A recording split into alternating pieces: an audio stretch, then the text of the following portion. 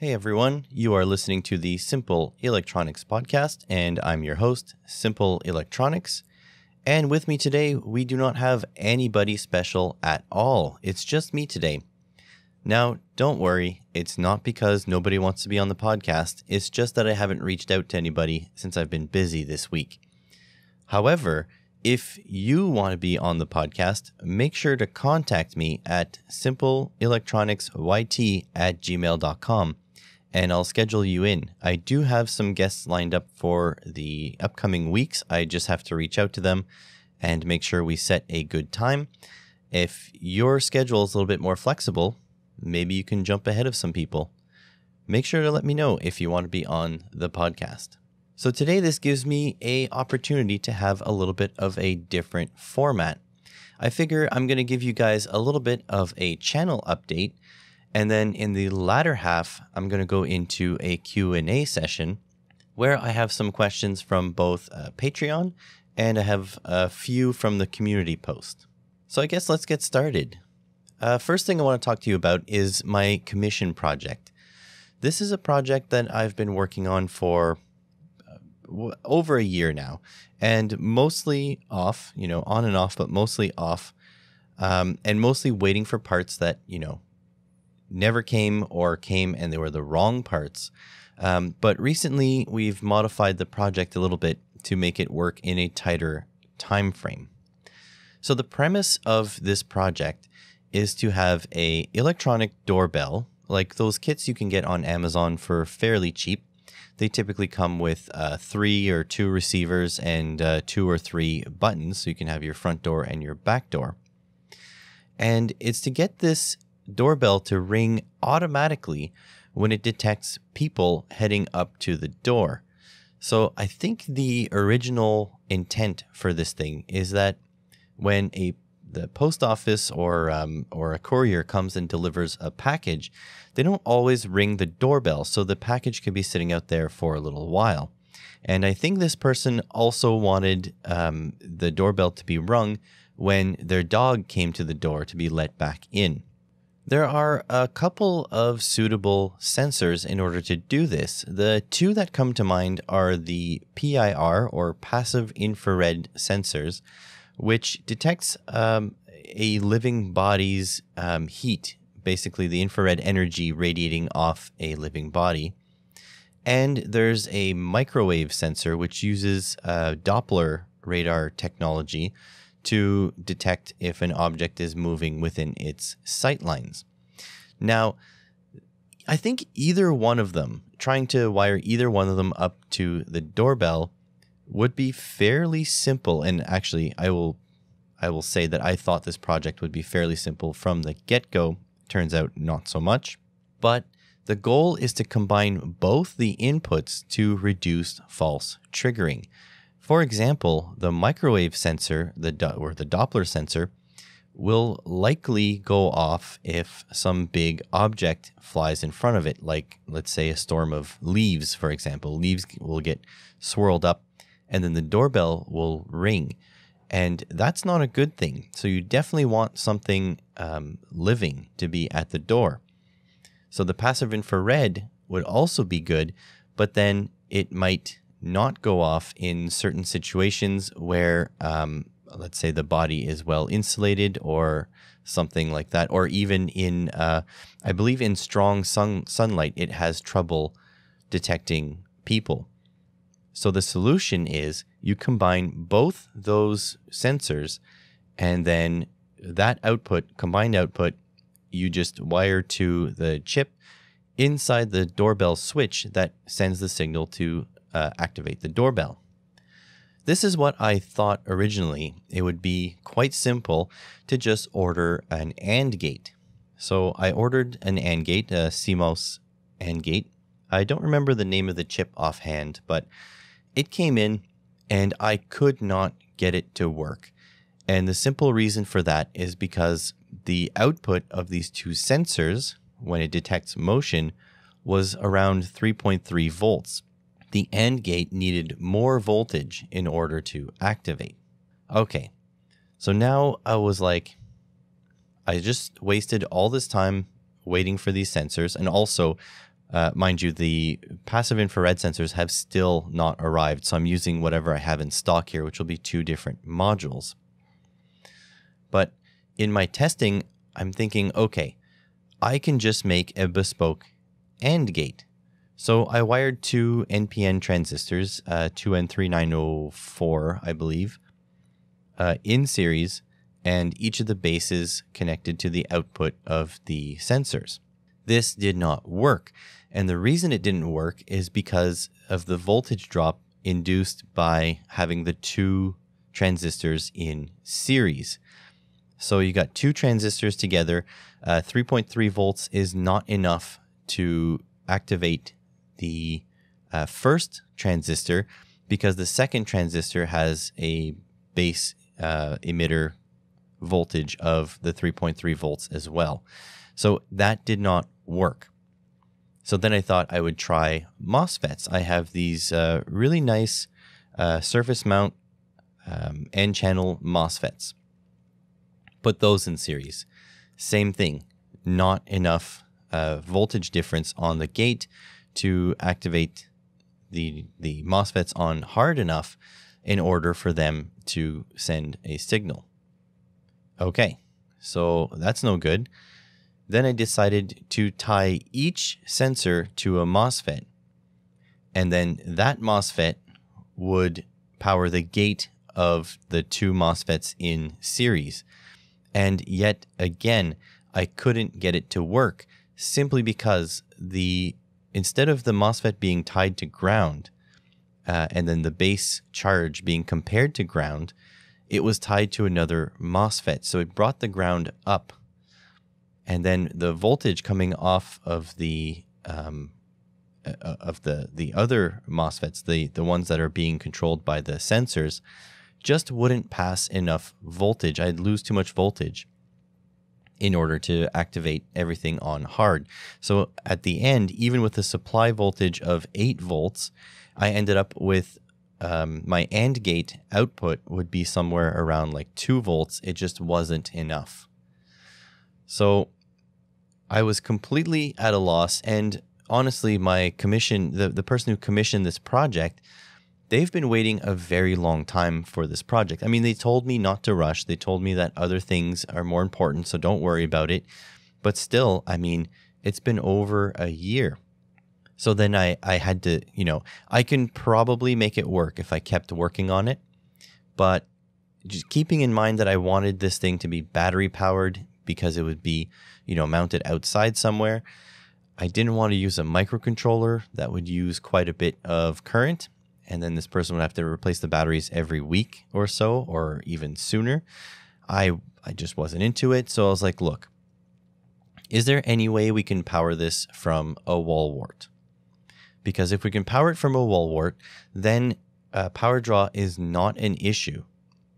And then I can just use a microcontroller to look for both outputs and then output its own signal, when it needs to. And the person said, yeah, absolutely. I can run it from wall warts. I understand this is going on for a while and taking up a lot of your time. We'll do it from wall warts. So as soon as that person said that, I went to the bench and I prototyped using DigiSpark. I wrote, 8 or 9 lines of code. And all of a sudden, I can make this thing trigger reliably. So when both sensors sense something approaching, they trigger the doorbell to ring, and the whole doorbell section is just a commercial doorbell. So I don't even have to worry about, that kind of stuff. It's just all handled by the commercial doorbell. So I reported back. This person was quite happy. And now all that's left is I'm going to make a circuit board for it that'll fit my enclosure, modify the enclosure a little bit, record a video, and then I can send the stuff out. So I'm hoping to have that done soon because this poor person has been waiting a long time for me to get back to them on this. Moral of the story, if you want me to build you a project, I am available to take commissions after this one is done, obviously. But you're going to have to be patient. I have a lot of things going on in my life, And so I really commend this person for being that patient. I've offered refunds multiple times. The person said, no, it's fine. I'll just wait. So yeah, if you want something built, let me know. But yeah, you got to be patient. Also, I guess this is a good time to tell you that the video will be coming out, fairly shortly. I wouldn't say like soon, but in a reasonable amount of time, because it is now the concept is done. I just need to make the circuit board and formalize the whole thing. And there we go. If you want to build your own, the design, the commissioner said I could keep the design. It's I could sell it, but I don't want to sell it. I'm going to open source the whole thing, the circuit board, the code, everything, and then you guys can make your own if you are interested. And what's great is that it just ties into a commercial doorbell unit, which is wireless. So all you'll have to do is, assemble it and plug it in somewhere outside. And in the future, it's bothering me that I didn't really achieve what I set out to achieve, to have it battery powered. So I will continue slowly working on a battery powered version for those of you that want to run it off some 18650s. And I think for a stretch goal, I want to integrate a solar panel as well. So yeah, that's the commission project that you've been hearing me waffle on about. And now that it's out there, I'm under a little bit more pressure to get it done, but that's fine because this person does deserve their doorbell. Next project I'd like to talk about is the large 3D printer build. So the large 3D printer build is going ahead. It's not really in a state where I can make a video on it yet. It's too basic. So basically I have the frame pretty much set up. I have some corner pieces printed that I got from Thingiverse that are holding the frame together. And I built I designed and printed some legs that'll bolt it down to a piece of wood. Basically, my plan is to have everything sort of hanging off the frame so I can take the whole thing, on the road. I could take it, I can bring it somewhere, or I can move it around the shop and print in different locations in the shop depending on what I need to film. So yeah, the frame is up. The linear rails are installed. I have a rough sketch of what I want it to look like and work like. And now my big hang up is I have to design 2 stepper motor mounts before I can put, I need to design 2 stepper motor mounts and actually the rail mount for, I guess that would be the Y-axis. So the X-axis is done. The Y-axis is done. The X-axis needs to be done. There we go. So I need to mount a couple supports and I need to make a stepper motor mount. And why this is so complicated is because I'm going with a Core XY mechanism. If you have a web browser handy, you should take a look at what a Core XY mechanism looks like.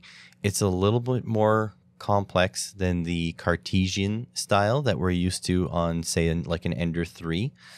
And I'm going with the Core XY style because I feel like having 2 motors being engaged pretty much in every single move with that tension on the head will allow me to print a little bit faster and a little bit more accurately because you have 2 points of contact, always moving around your gantry. The goal for this printer actually is changing a little bit in my head as well. I was thinking that I wanted to build this thing to handle exotic materials, to handle, like high temperature, to handle flexibles. But because it's a very large print volume, I may just want this to be a large volume printer. So just use regular PLA, maybe, PETG, simple, still very simple materials. But be able to print it fast with like a 0.5 or a 0.6 millimeter nozzle. So all this is still, in my head. I don't know which way I'm going with this, but I do know that I want an exotic material printer. So if this 3D printer build becomes my large volume 3D printer, I will very likely build a much smaller one in an enclosure to handle those weird exotic filaments. There are reasons why I want exotics. So one of them is strength. I really want to be able to build some strong parts, probably out of nylon or something like that, or some engineering filaments, maybe some carbon fiber reinforced stuff. But mainly it's flexibles is a big one for me too, because I want to print tires and tank treads and stuff like that. So yeah, but at the same time, I also want the big volume because I want to print things like boat hulls and RC cars. I have in my head, I don't know if I should say, I guess I'll say it, like the amount of people that listen to the podcast is, fairly low compared to my popular videos. So I can probably say this here. I plan, or I'm hoping to build a remote control car, which is fully 3D printed. And I'm talking about completely. And I'm thinking even the motor that powers it will be 3D printed. And I want this 3D printed car to go half of the top speed of the fastest remote control car in the world. So this will be some sort of dragster vehicle, but fully 3D printed. The only thing that won't be 3D printed will be stuff like the servos. They can't be 3D printed. The magnets for the motor, but I do want to build my own motor. And everything else, like suspension, wheels, tires, gears, shocks, springs, everything 3D printed. So this will push my design abilities to the max. Like, I'm not sure if I have really the qualifications or the skills needed to design something like this, but that would be the ultimate goal, is to get a RC car going half the world speed record of an RC car, but this one being fully 3D printed. I already have a concept in my head of what I want it to look like and what the frame's going to be built like and stuff like that. However, in order to print this frame, I need a large print volume, and that's what, the big 3D printer is going to be for. Now, I could always convert my current 3D printer into an exotic material printer. I have a Tron XY X3A, which I bought simply because at the time, I think it's back in 2019, 2018, it was the cheapest all-metal 3D printer you could buy. I bought it on eBay. It came really quick, 2 days from China, which was pretty awesome. It has an all-aluminum frame, but it has some issues. For example, the bed wobbles a lot, and like a lot. Also, the extruder keeps stripping filament, so I'm getting inconsistent extrusion. There's nowhere to put the filament on it. The footprint is massive for the tiny amount of print volume it has. But I can modify this one because the frame is fine. I mean, it's nothing special, but it's fine. I could modify it with a new extruder, with new belt tensioners, with a new bed and bed support system, and control board and hot end. And basically the only thing that will be remaining is the frame. Now, the big problem with that is that I can't really modify this 3D printer easily without sort of having a 3D printer to print the modified parts out on.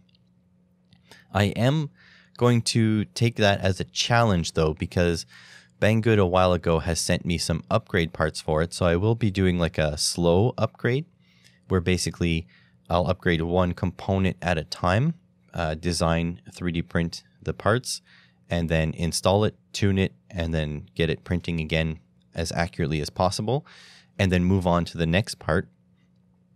And that is a possibility that I can turn this thing into, you know, some sort of direct drive, super rigid, you know, monster in a enclosure, basically. So that is very much a possibility, but we'll have to do that slowly. So I feel as though this will happen, like it will be upgraded, but I don't know if it'll be upgraded to the point where I can do exotic materials, because that's pretty much a full rebuild. At the moment, Banggood has sent me linear rails for all the axes. They have sent me an extruder, BMG double gear 3-to-1 extruder, which is pretty neat.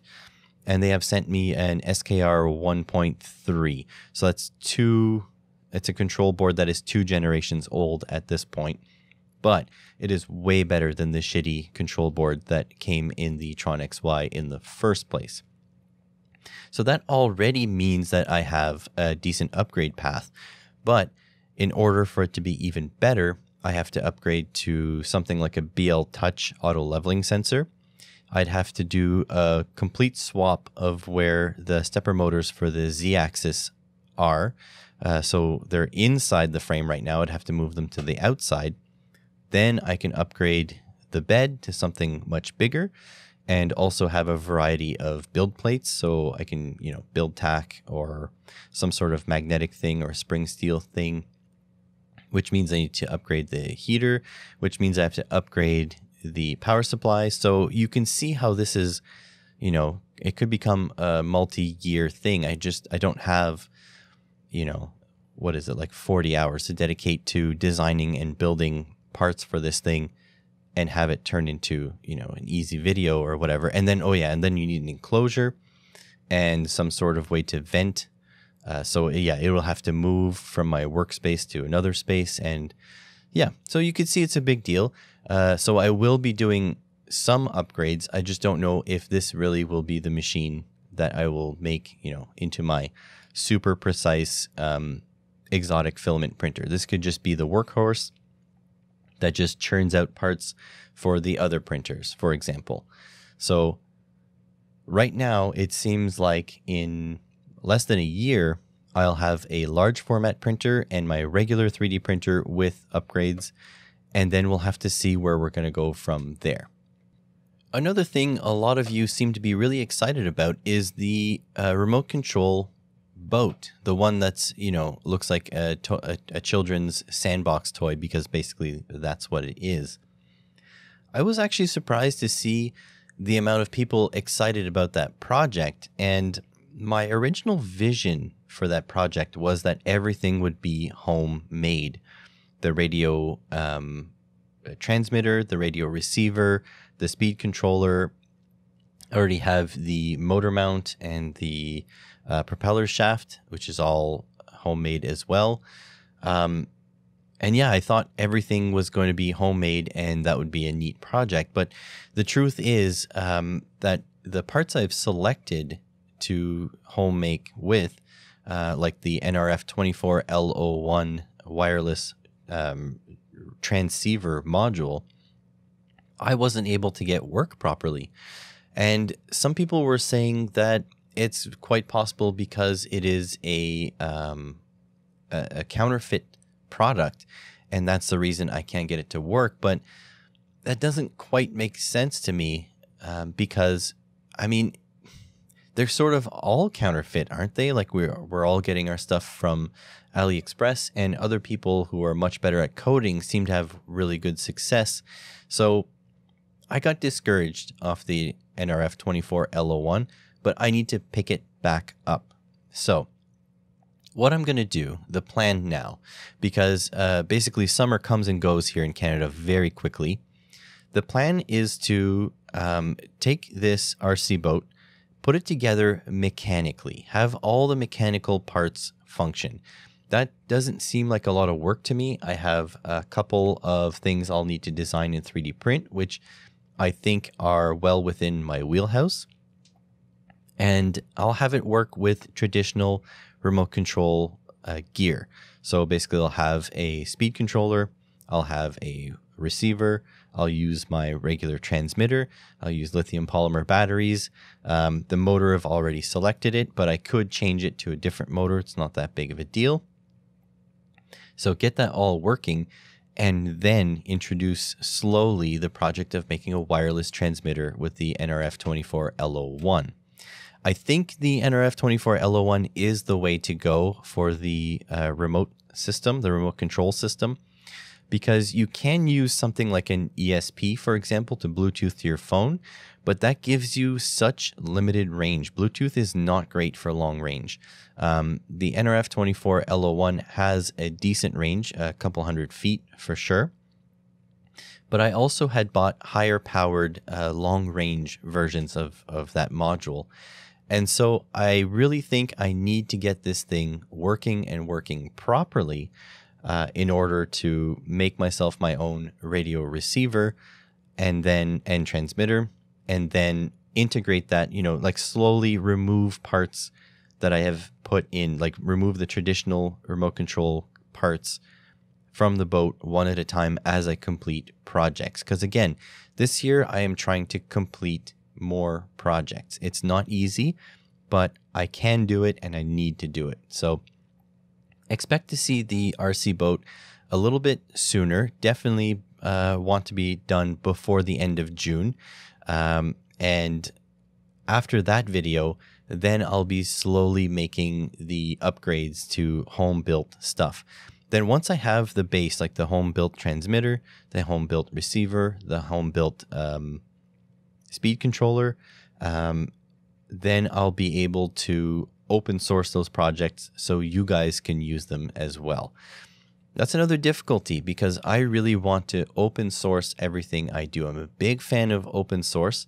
And so I can't just take other people's code because it's not mine to give, right? Like obviously I can get their permission, but still that's not really me contributing. That's really just me copying and pasting someone else's code and saying, they said I can use it and they said you can use it, so go use it.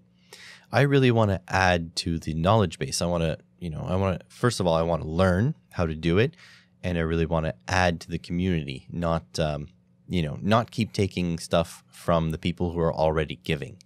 So that's why I need to learn how to do this.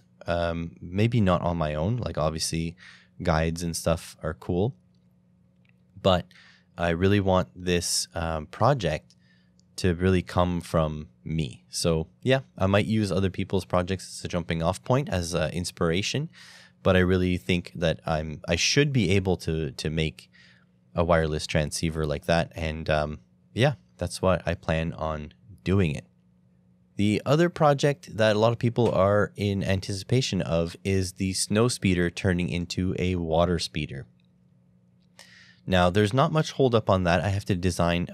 That's a lot of Fusion 360 work, I'm guessing. But I have to design the pontoons to change the skis on the snow speeder into a water speeder.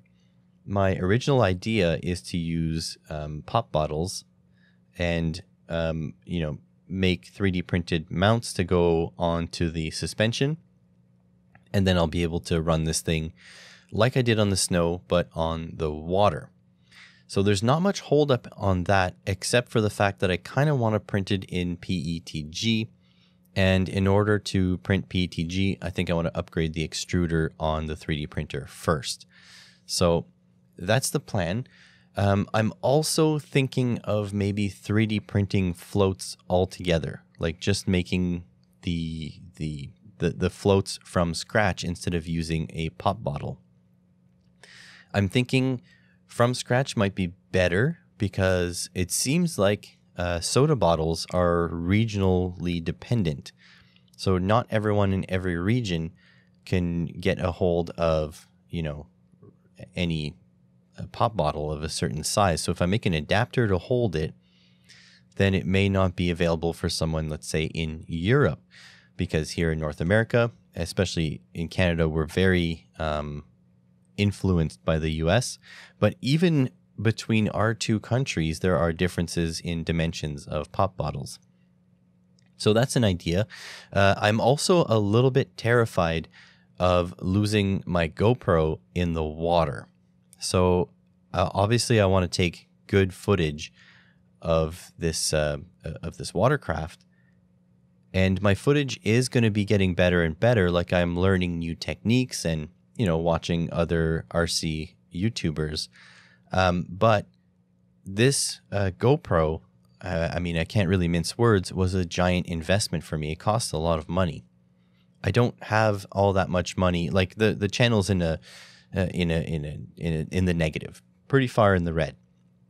I support it by working 2 jobs right now, and I'm still not building up any savings. My accounts are always towards the empty side. And that's okay. I don't want you to feel bad for me, because I still do this as a hobby. I'm doing it because I want to do it, right? So don't worry about that. What I want you to understand is if I lose this GoPro to the bottom of a lake, I'll have to wait several months in order to buy a new one. And since I have a lot of RC projects on the way, that's just not acceptable. I need my filming equipment. So that being said, it's a little bit terrifying. I'll have to figure out some sort of mount that I'll be able to mount onto the craft in such a way that the mount and the GoPro won't be lost. But at the same time, the GoPro can't be like a major hindrance. You can't like this thing will probably barely work as it is. Don't forget, I designed it. So it can't be like really in the way and affect the usability. Like for example, this GoPro weighs quite a bit. If I hang it off to the side, let's just say on the right side, facing the left, so you get a nice view of the full snow speeder or water speeder, or whatever it's going to be called at the time. You get a nice view of it, and then what happens is that side is less buoyant and the thing flips over. Well, then not only do I have the potential to lose the GoPro, but I'll ruin my speed controller. I'll ruin my batteries might puff up. My radio receiver will be ruined. And yeah, I'm not sure that I really have the means to replace all that stuff at the moment. I'm very fortunate, I'll have to say, that I have 2 major sponsors for the channel, as well as I think I'm up to 17 patrons. But again, don't forget, I still have bills to pay. So yeah, it just, I'm probably going to do it anyways. I'm just letting you guys know why the hesitancy exists, because, these things cost money and I have to replace them. And honestly, if I start 3D printing, well, I am 3D printing a lot. I should probably chip in a little bit more. My wife and I, we have our finances separate, and then we pay bills together and mortgage together and stuff. I should probably chip in a little bit more if I'm going to be running that much electricity. Turns out a 3D printer is about, I think on average, averages out to about 100 to 140 watts. And that's not too bad, but if you think the snowspeeder probably took 40 or so hours to print, probably more like 60 hours to print. It adds up over time. And now I'm going to have a second printer running with a much better heated bed. So yeah, basically all I'm saying is these things cost money. I don't want you to feel bad for me. I just want you to understand my perspective. So yeah, the snowspeeder will be coming, but it's a lot of time. I have to sit down in front of Fusion 360 and sort of work at it. Interesting thing about Fusion 360 though, is that I managed to crash it about, 20 times yesterday. So our house here, it's a fairly small house, and the backyard is completely filled with a pool. I would not advise you guys to buy a house that has a pool unless you're really, really into it. When we were shopping for a house, every house we looked at in our price range was a pile of trash. Like literally, there were houses that were like leaning over by like 11 degrees or so, or 12 degrees. So it was really crooked. There were houses that instead of drywall, there was like huge slabs of like plaster, and the walls were like yellowed from cigarette smoke. There were houses, basically everything we looked at was just absolute junk. Then this house, the one that we're in right now, came onto the market, and we went right away to look at it. And in comparison, this house was a sort of a glowing halo. It was the same price as the other houses. It was out a bit more from the city than we wanted to be. And it came with a pool. So everything was in relatively good shape. We weren't super fond of the pool, but honestly, because of the fact that every house we looked at was a pile of junk, we really overlooked. We're like, whatever, we'll deal with the pool. Big friggin' mistake. So as an automotive guy, I can tell you, if you think your car breaks down a lot, try owning a friggin' pool. Pool components are built so cheaply, but they are so expensive because they're a specialty product. Maybe it's different somewhere else in the world, but here in Canada, super expensive. And the parts get discontinued super quickly, so there's not much support. Right now, I can go to the dealership and pick up parts for my old man's 18-year-old Ford. No problem. I could get aftermarket parts for that 18-year-old Ford. No problem. In fact, the parts are incredibly cheap for that 18-year-old Ford. But can I get parts for a 30-year-old pool? Not a chance. We've spent so much money keeping this pool going, to the point that we went to a pool dealer and we asked them how much it is just to get the whole thing filled in. And they told us that installing a brand new pool from scratch is about the same cost as removing a pool, an in-ground pool.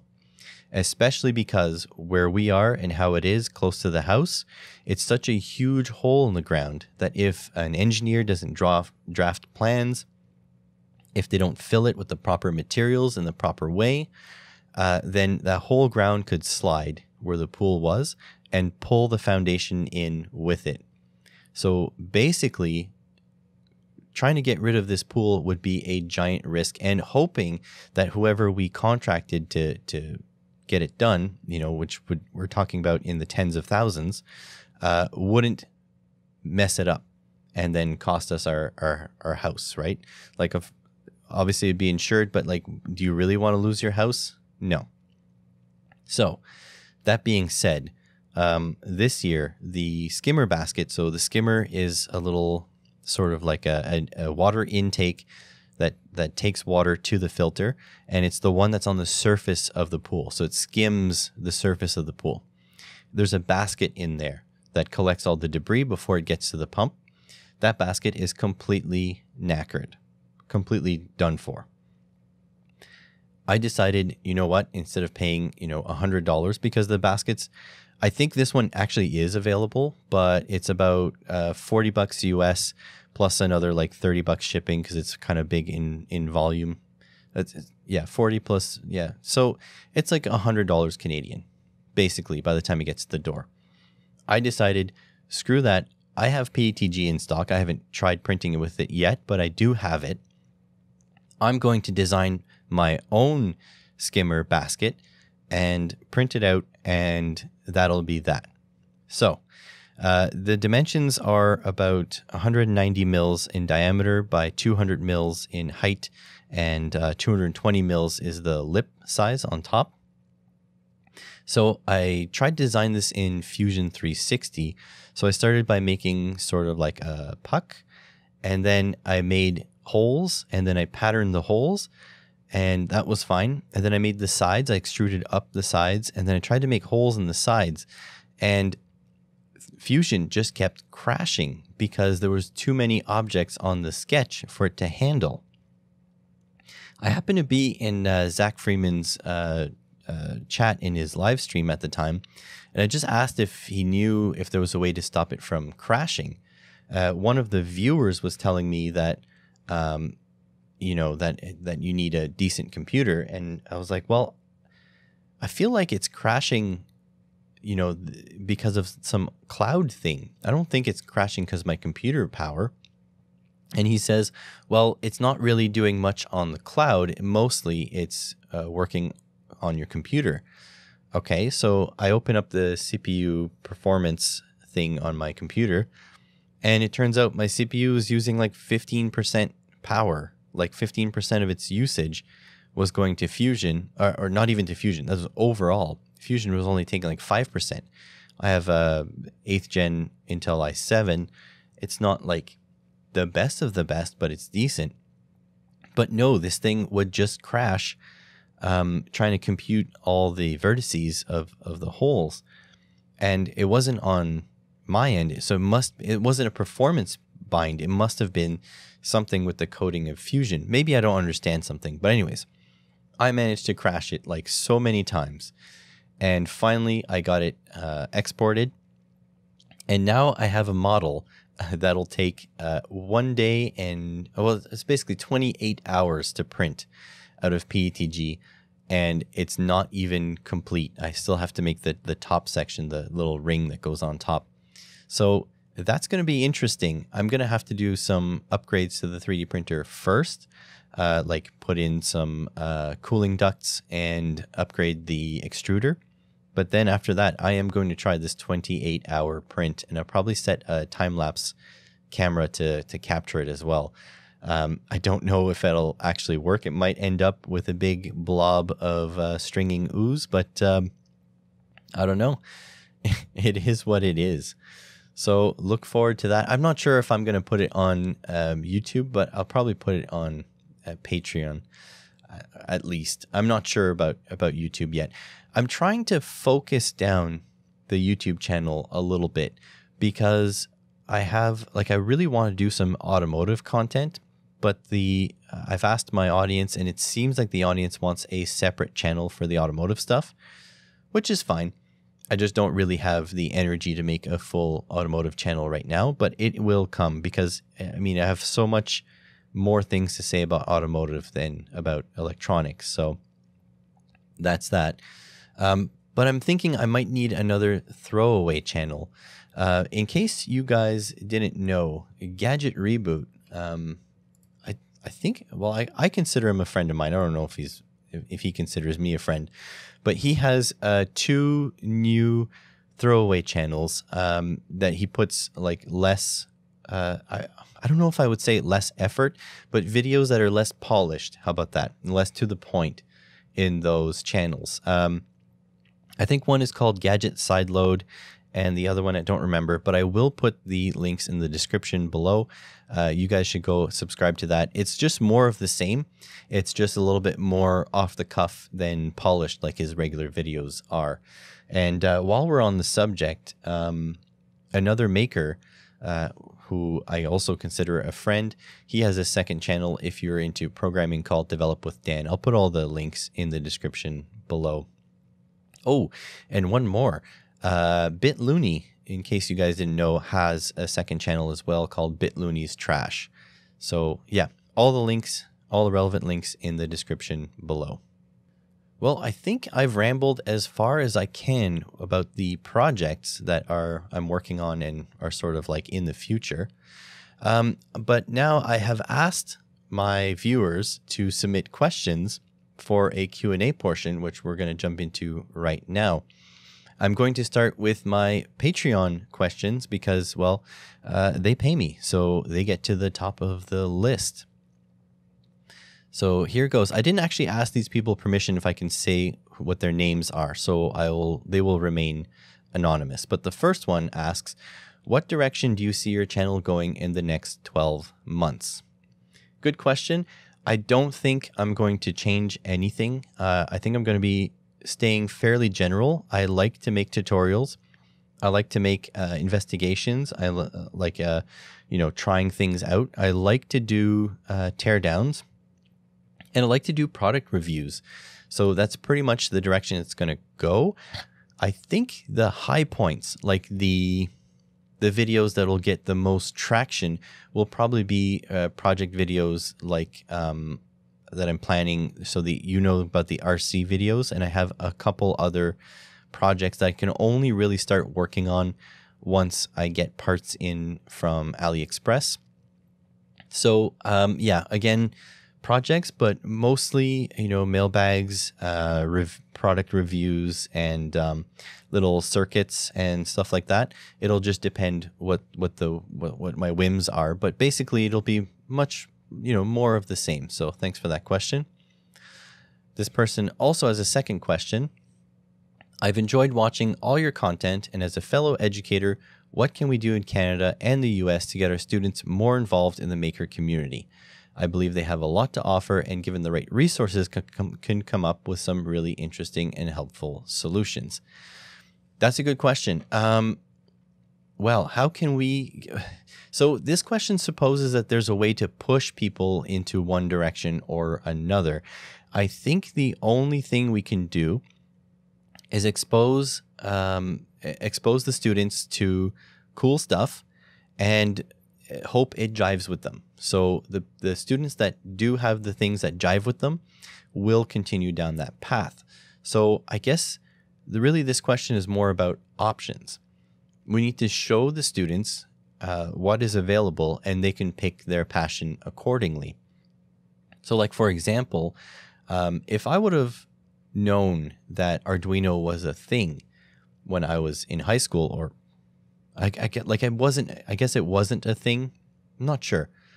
I might be a little late to the Arduino party. But like, for example, if someone would have done in my class a practical demo of what coding is in the real world, so like using a PIC to do something, a PIC microcontroller to do something, I probably would have stuck to programming, because I did have programming classes in high school, but we used software like Visual Basics, which is a little bit different to like sort of like text-based coding.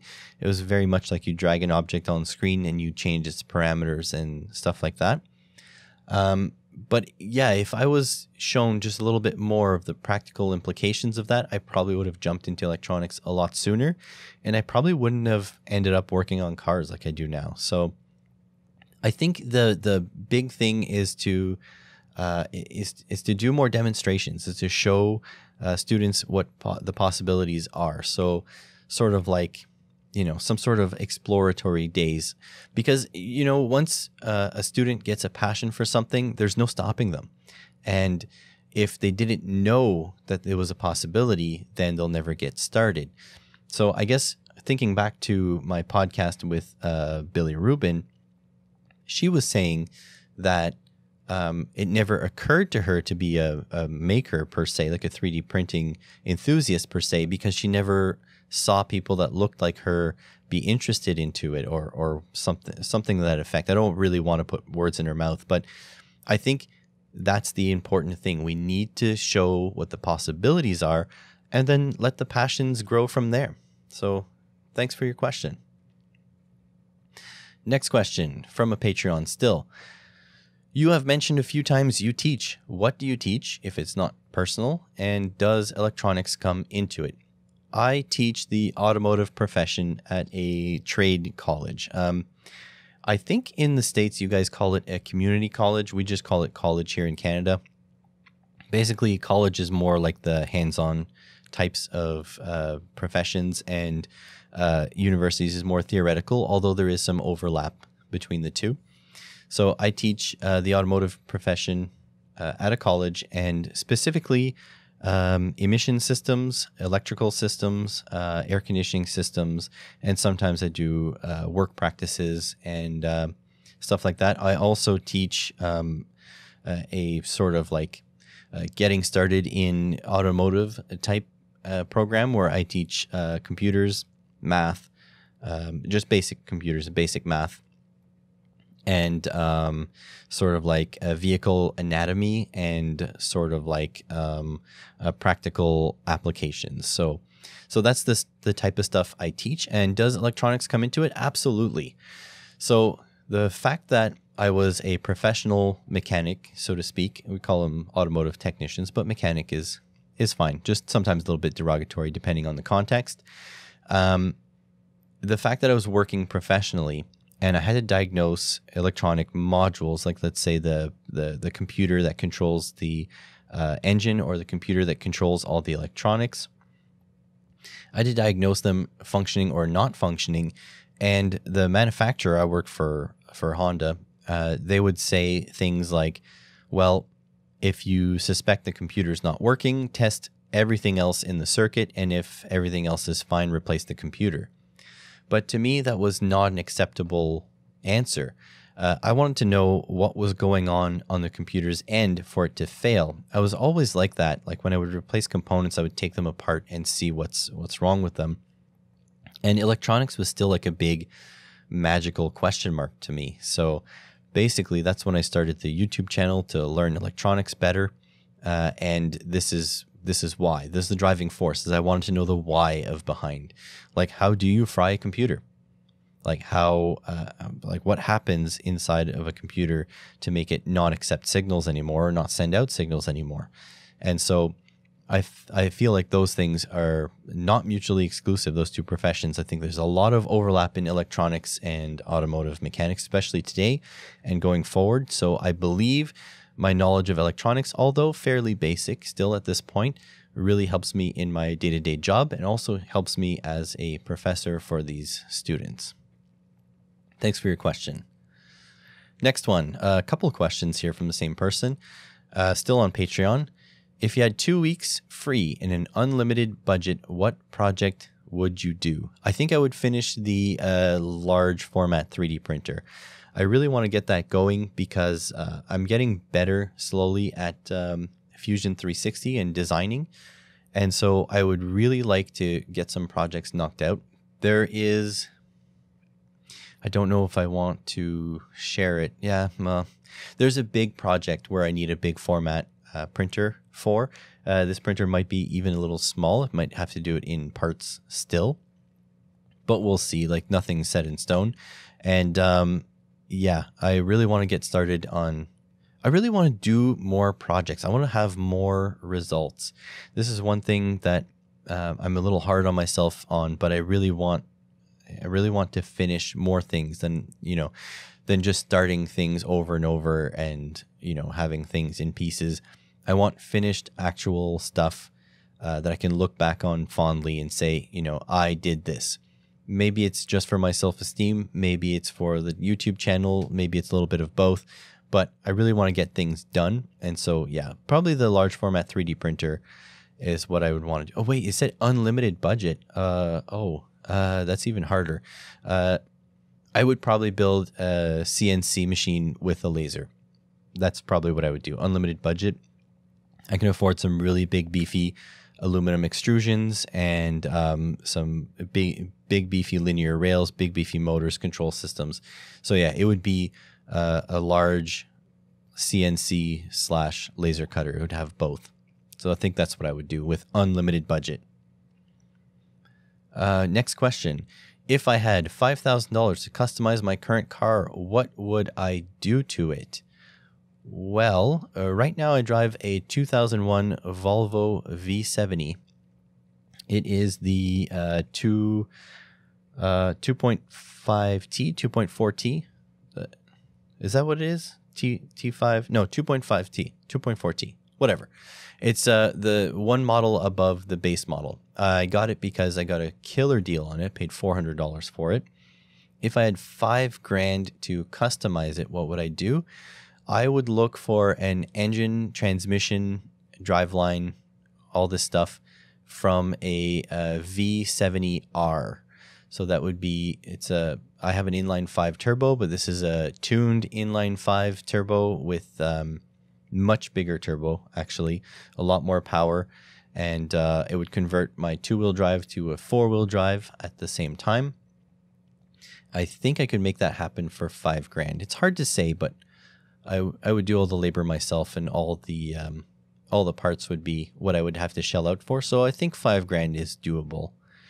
So yeah, I would convert the driveline of my vehicle to a V70R. I would love to buy a V70R, but they are so expensive right now. So again, no money, right? I drive a car that's worth $400.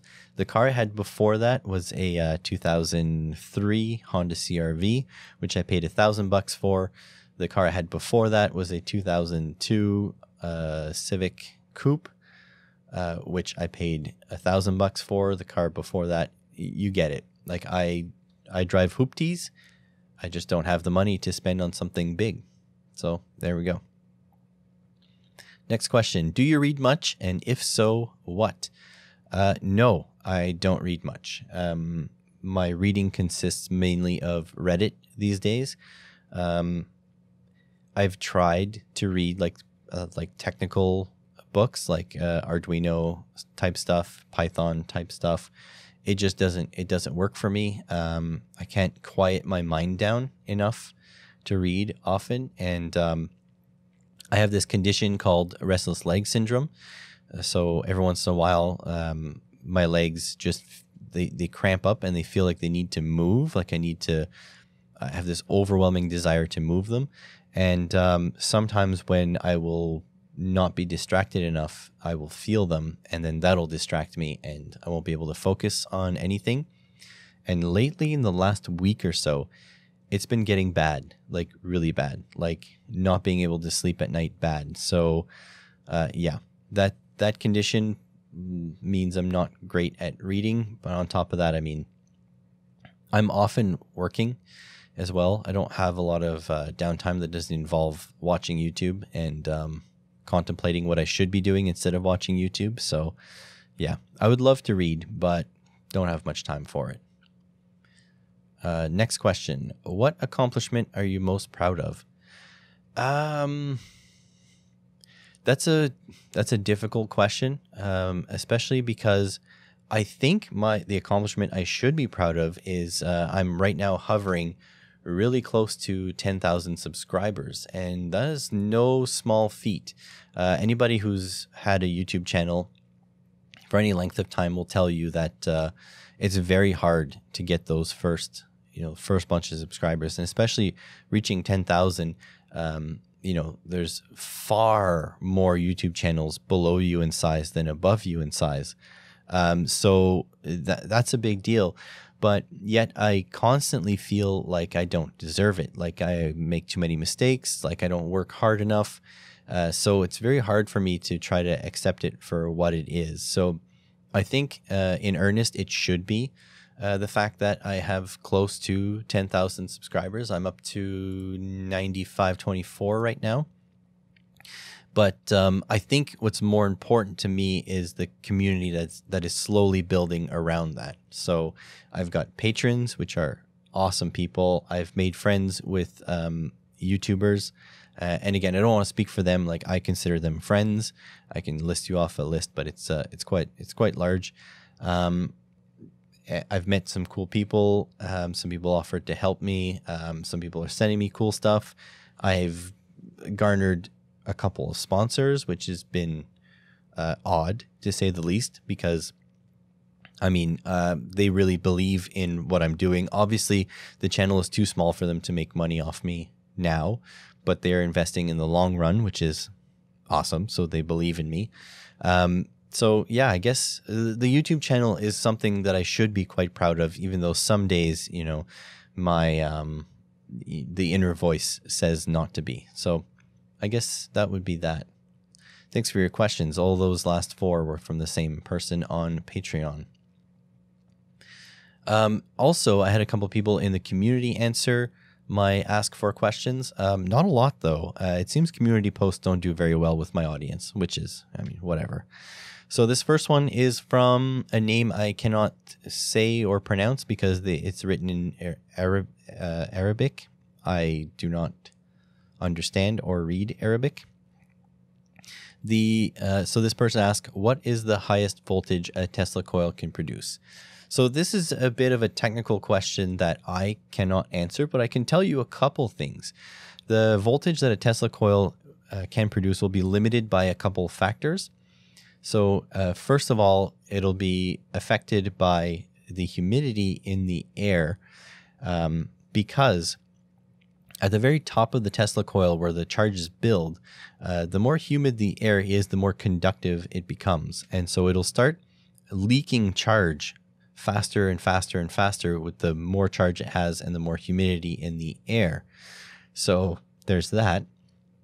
But also there's, there must be some sort of practical limit where the electrons can't jump over anymore because the potential is so high, and eventually it'll arc over somewhere. You know, when you get to the point where the leakage becomes as high as the gathering, then your maximum is achieved. But saying that, I probably will never build a Tesla coil because high voltage scares the bejesus out of me. So thanks for your question. Another 2 questions now from Mick SDH on the YouTube community post. He says, and he writes, I love South Main Auto, by the way. I found you through your podcast. I've listened to every episode on Spotify, but I still haven't watched any of your videos. Where should I start? Now, that is a hell of a question. It requires a lot of inner thought. Where would I start? Where would I suggest people start to get the gist of my channel? I don't know. It seems like the mailbag videos are quite popular. So if you just like living vicariously through some electronics hobbyists, mailbag videos are awesome. And in fact, you don't really need to limit yourself to my channel for that. Pile of Stuff, Another Maker, Gadget Reboot, they have great mailbag videos, which you can find in their channels. But not only that, but pretty much all electronics enthusiasts have mailbag videos. So take a look at those. But if projects are more your jam, I would check out the Snowspeeder video. My Snowspeeder video, which is also my channel trailer, is probably a good place to start because it's a little bit more polished and a little bit more, more thought out and more planned. So that one's a pretty decent one. So yeah, I don't know. Go nuts. Click around a couple of videos and see what the algorithm has to give you. Next question from Mick SDH is also, if I wanted to make a mobile PA system attached to my 2009 Mazda 3, where would the best place to pull the power from? Where would the best place to be to pull the power from? Well, you got a couple options.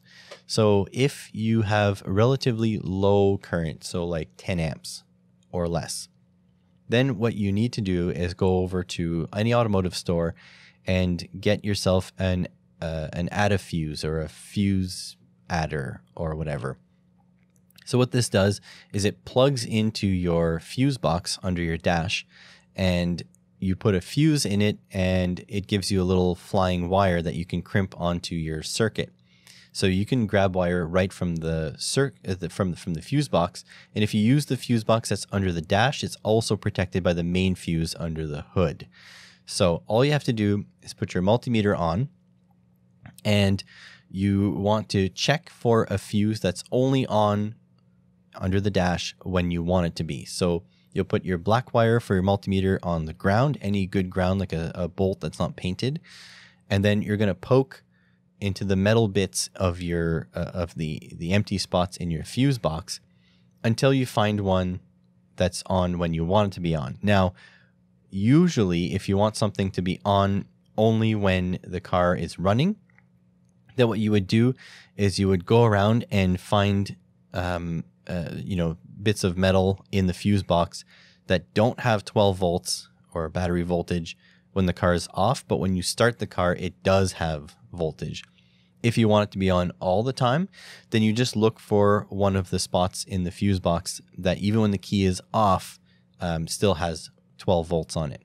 So basically that's how you find where you want to go, and then you just stick in your add a fuse, and then you crimp it to your PA system.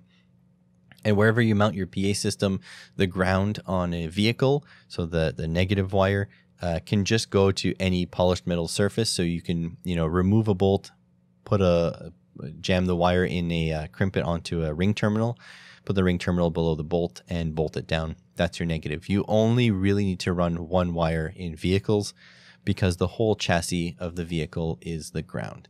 I hope that helped you, and I hope that helped anyone else that's wanting to add accessories to their vehicle. And so ends the Q&A section. And so I think this is a great place to wrap it up. So if you have any sort of questions for the next time I'm going to do one of these Q&A episodes, put it in the comments below. Also, if you are interested in being on the Simple Electronics podcast, hit me up in the email. The email is simpleelectronicsyt@gmail.com. And I want to thank you guys all for listening. If you like this type of format, let me know in the comments below, and I'll hope to catch you on the next one. Thanks for listening.